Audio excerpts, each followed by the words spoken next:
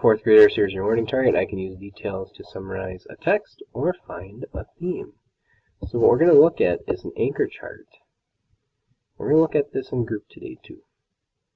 Now I want you to think of theme like this as the message. So if you look right here, it's got the and the ME in red, so that spells theme when you put it. So you've been learning about theme, and theme is just a message in a book. And here is a list of some common themes in books. So it says here you will find that many books include a theme or lesson that is revealed as you read the story. Below are common themes you will find in your books. Acceptance. These books have characters who respect and accept others' differences and beliefs. Courage. These books have brave characters who have the strength to overcome a fear or accept a risk.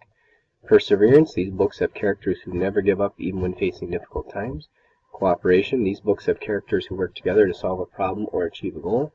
Compassion. These books have characters who want to make those who are suffering feel better. Honesty. These books have characters who find that it is best to always tell the truth.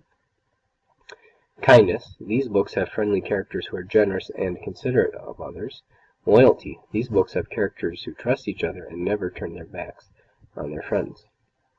So to review, theme is just a lesson that is revealed as you read the story, and these are some common themes found in many books.